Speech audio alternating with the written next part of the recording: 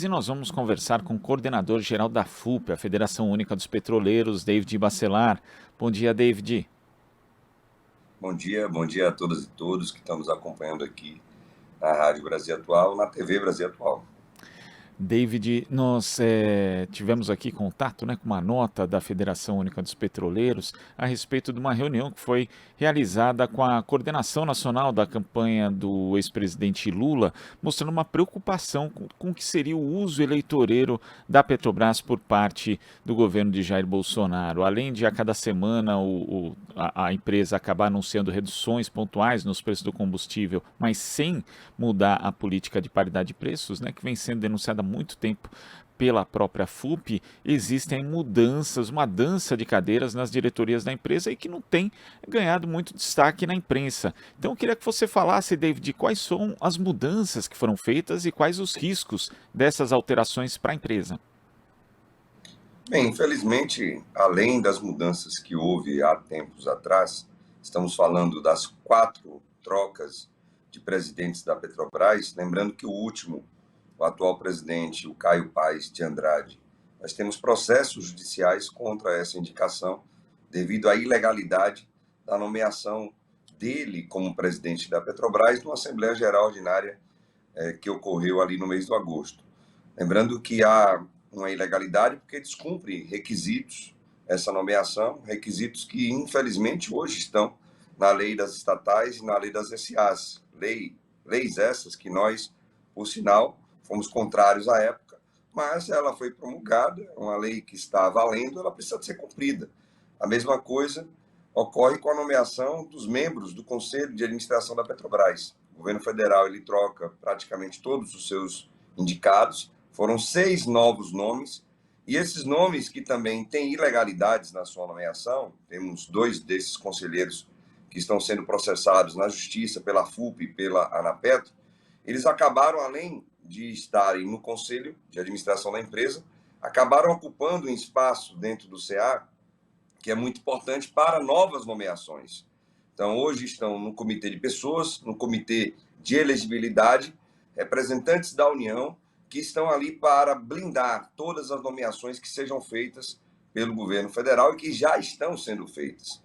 Então, a partir dessa grande mudança que houve com a troca dos conselheiros de administração em agosto, hoje o governo federal está colocando aliados seus em diretorias estratégicas dentro da nossa querida Petrobras. Já mudaram a diretoria de tecnologia de comunicação, tecnologia de informação e pesquisa e desenvolvimento de novas tecnologias, estão mudando a diretoria financeira e, por final, estarão alterando a diretoria de governança e conformidade que a Petrobras hoje tem, que acaba ajudando a blindar uma série de nomeações que são estritamente políticas.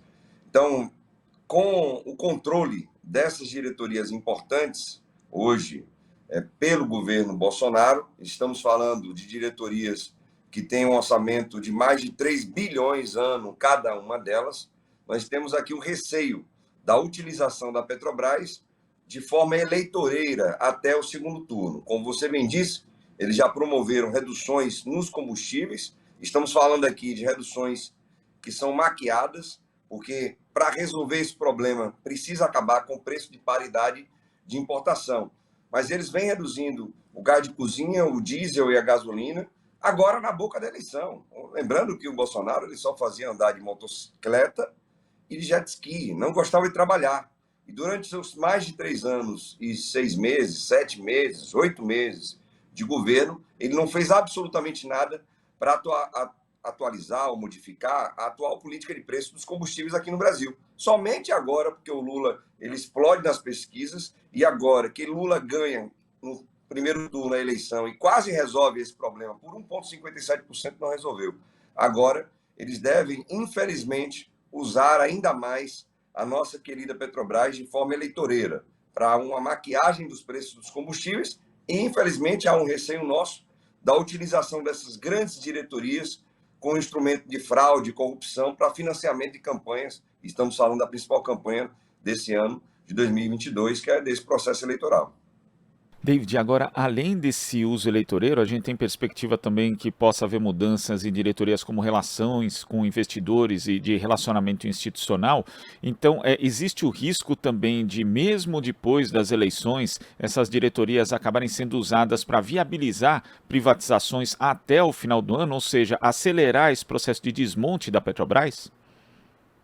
Infelizmente, isso é uma possibilidade grande, até porque o atual ministro de Minas e Energia, o Adolfo Saxida, e o nome dele é bastante sugestivo, ele já sinalizou que até o final do ano ele vai querer concluir as privatizações das refinarias que já foram anunciadas. Lembrando aqui que o governo Bolsonaro ele tem a intenção de privatizar metade da nossa capacidade de refino. Se nós hoje já temos uma pequena dependência ainda de diesel e gás de cozinha, imaginemos então com a União perdendo o controle dessa grande capacidade de refino através de 8 refinarias da Petrobras e, obviamente, que os preços irão explodir ainda mais, como já ocorre, infelizmente, lá na Bahia, com a privatização da refinaria Landulfo Alves. Então, sim, há riscos grandes disso vir a acontecer e dessa mudança também ocorrer nessa outra diretoria para facilitar ainda mais as movimentações que o governo federal tem feito através da nossa querida Petrobras. É óbvio que nós estamos atentos e atentas.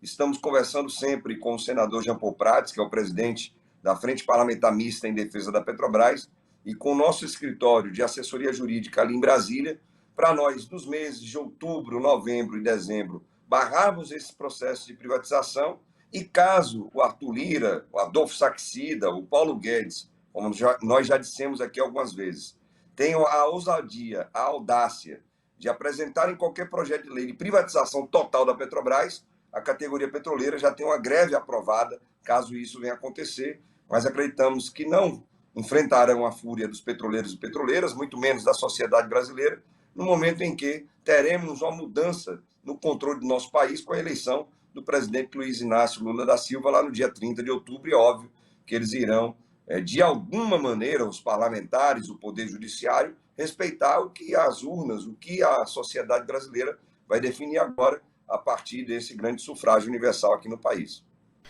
David, e a Petrobras completou, né, na última segunda-feira 69 anos, e a gente tem uma mudança muito séria do papel da companhia em relação ao próprio desenvolvimento nacional nesses últimos anos ao que era no período anterior.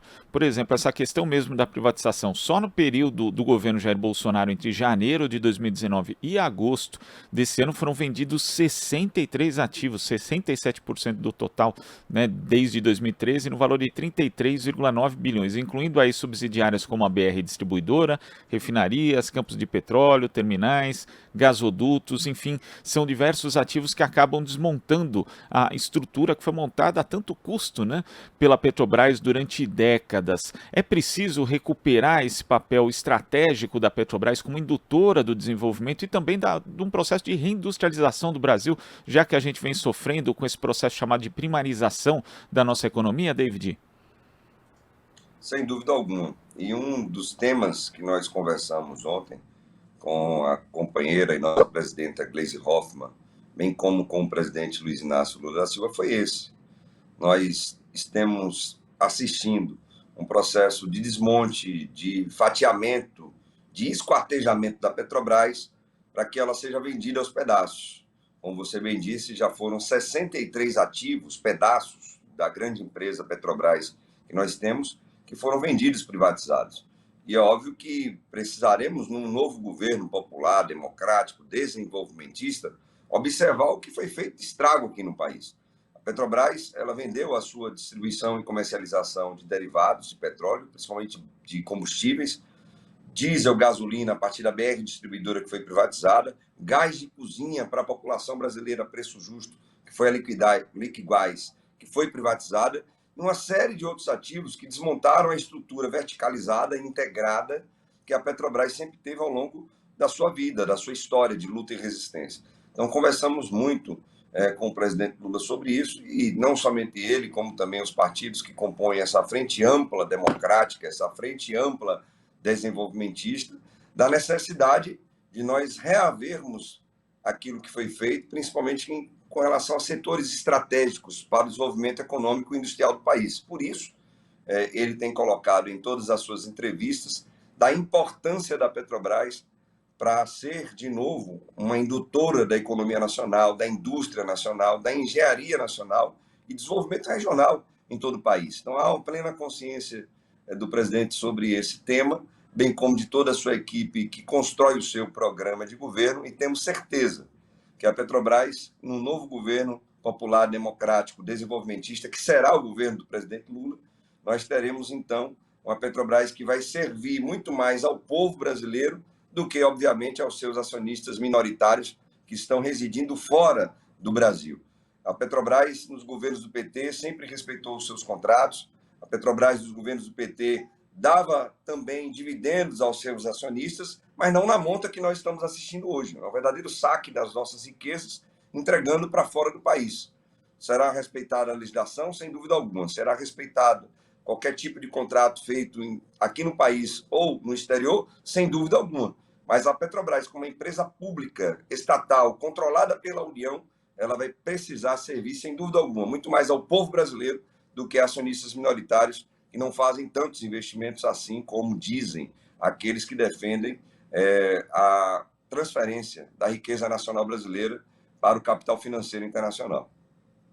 David, muito obrigado pela sua participação aqui no nosso Jornal Brasil Atual de hoje. Até a próxima. Até a próxima, nós que agradecemos.